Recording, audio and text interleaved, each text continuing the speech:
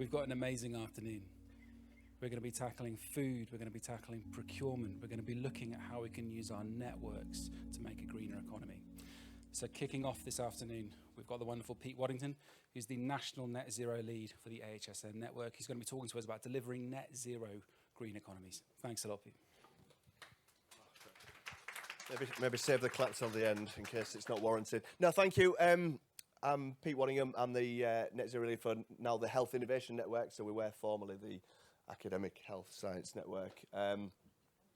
It's a bit like sort of, I mean, I still can't call Twitter anything other than Twitter or ex-Twitter. I know Elon Musk doesn't even, those words never leave his mouth anymore. But so we are now the Health Innovation Network. But thank you for letting me come and speak to you today.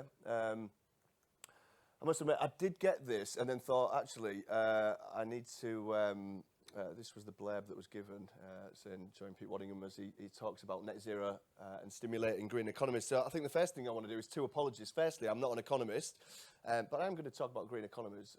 And the second thing, I'm not feeling brilliant today. I went to an event last week, and ironically, we had two air purification companies showcasing their work, and neither of them were turned on. And I think that might have just helped this time of year when there's a lot of illness floating around. So my apologies if I don't sound brilliant, and certainly my apologies I don't want to share anything, but I'm sure you'll be fine. So yeah, just today I'm going to briefly discuss green economies and climate emergency. I want to talk obviously a little bit about the work that we do as a health innovation network and how we support innovators, just share some of my interests and thoughts, some challenges to adopting innovation, and then finally finish on the importance of having a vision, which I think hopefully is massively important, certainly if we want to stimulate some of these new ways of working in this green economy. But as I said, I'm not an economist. So therefore, with that in mind, I thought, I'd kind of just gone to a couple of credible sources. But I really like this definition as well. But green growth means fostering economic growth and development while ensuring that the natural assets continue to provide the resources and environmental services on which our well-being relies. And I've got, as I'm sure we've all got different opinions on things, but my thoughts on economic growth is that we absolutely need it, but we've got to have sustainable economic growth. The world just would not move if we don't create jobs and create that economic growth. And that might not always sit comfortably with those working in the world of sustainability, where we talk about consuming less and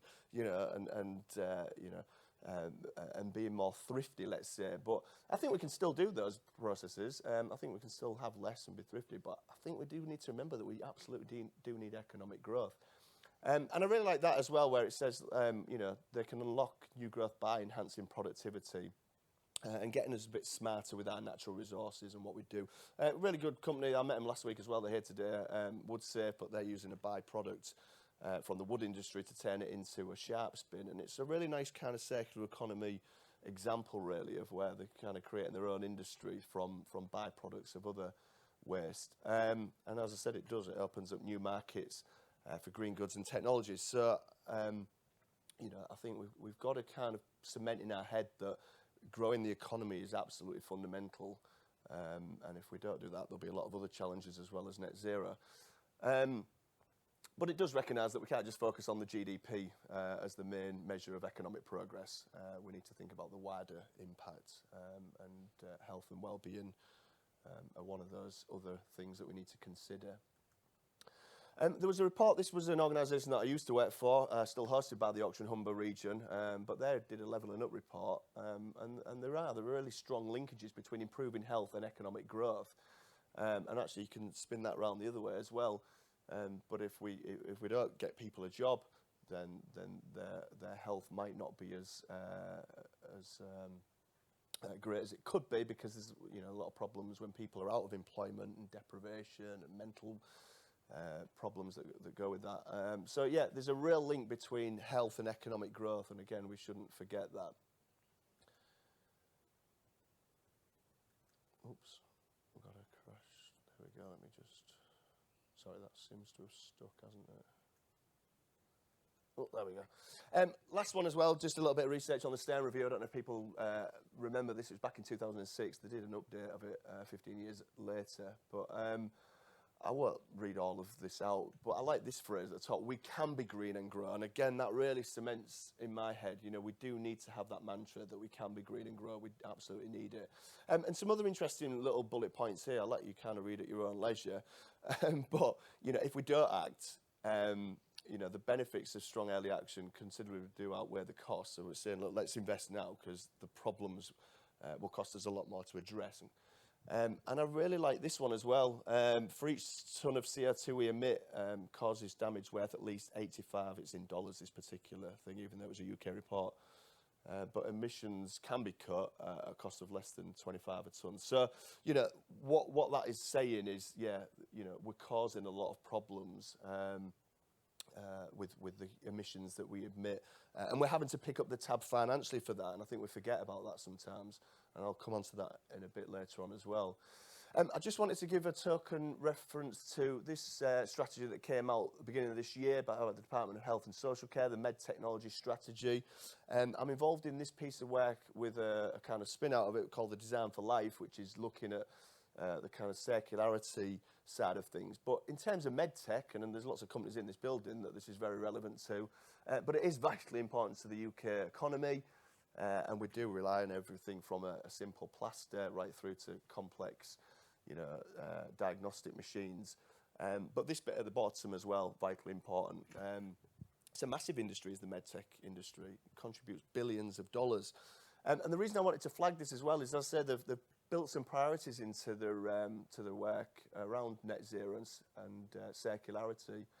And I just think it's this kind of demand signalling, this kind of policy that we need to kind of shape and these new markets. And you can see the reason we want to do that is because it'll help resilience and continuity of supply chain.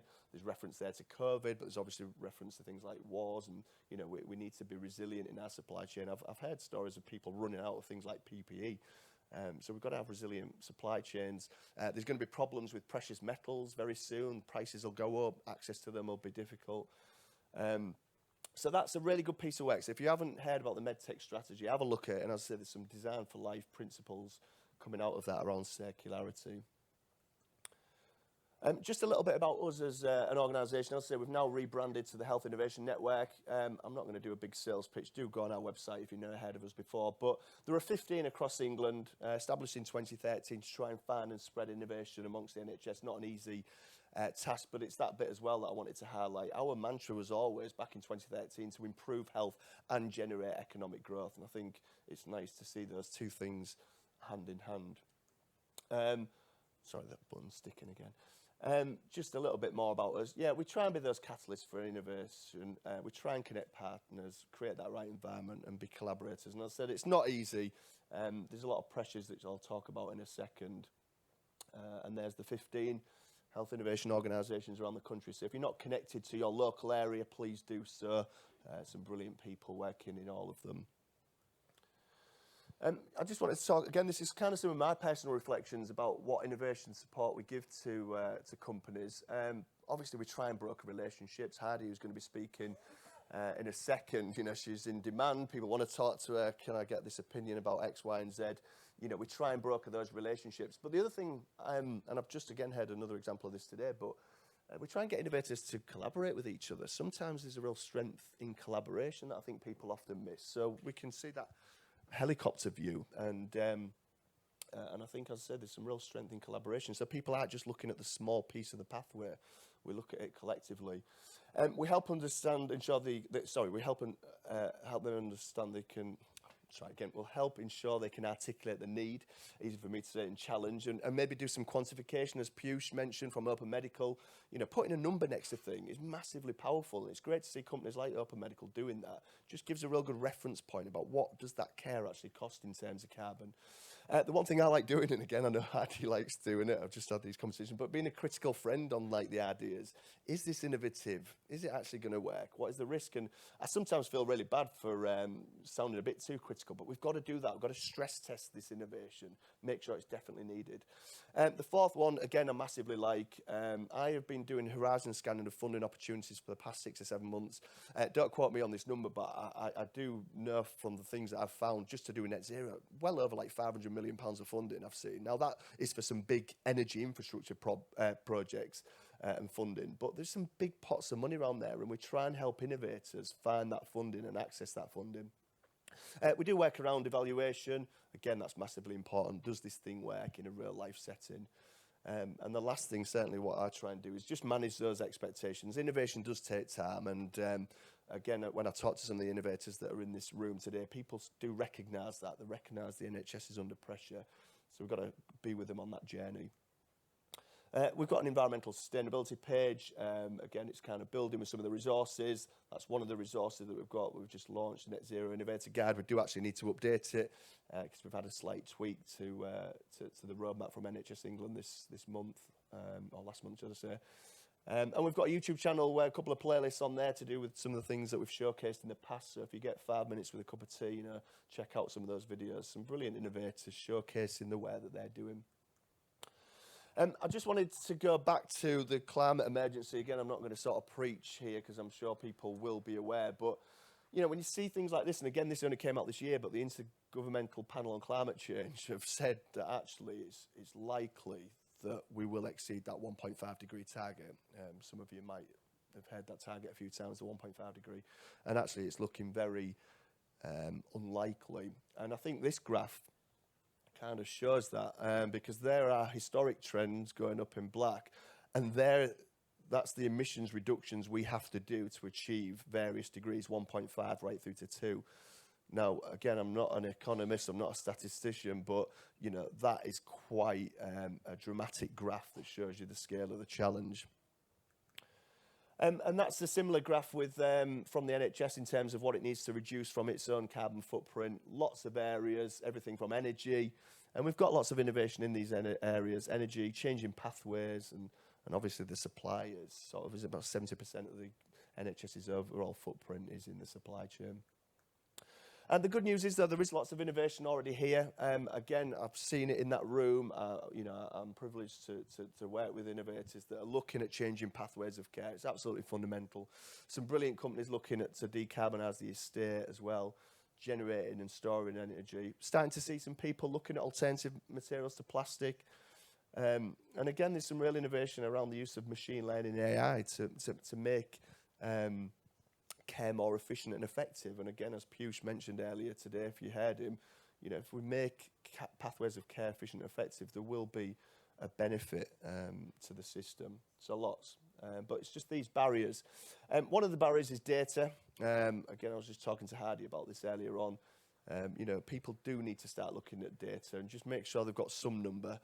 Not tie themselves up in knots with it, but data is fundamental to just seeing where you are on your journey, celebrating success, or just knowing where to focus the mind. Just the last couple of slides. Challenges to adopting innovation. I am going to go on this quote first because I absolutely love it, and sorry for those that have heard it before, but we'll go down in history as the first society that wouldn't save itself because it wasn't cost effective. And I just think that is so, it's such a great quote, really, because that's the problem that we've got. People are like, oh, well, I can't buy that because it's a bit more expensive. Paul mentioned it about the ambulances, but, the return is there, but actually, if we don't invest, the planet will be, catastrophic tipping points, which we're already experiencing already. So, a really nice quote that. In terms of the adoption of innovation, there are system pressures, of course there are. We're in winter now, the winter pressures, and all the other problems that the frontline experience, and it's that time to think. I think this is still a challenge, understanding the urgency. Do we all really fully understand the urgency of the consequences of climate emergency?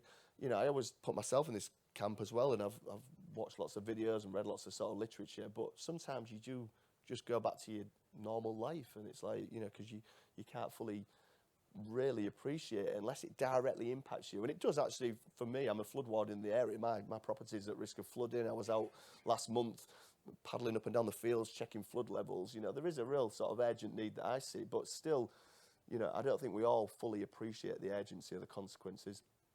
Finding solutions is sometimes a problem, but again, that's what we're there to do as an organisation. We try and sort of find some of those innovative solutions, and as I said, there's lots out there. Articulating the business case can be tricky, and then identifying and securing funding as well can be a bit problematic. But that's why, as I said, I like to sort of do that horizon scan. There is money out there, but we've got to be able to convince the board, whoever it is that's signing that off, you know, to have a go at this innovation and to test. And that leads to the next point about risk appetite.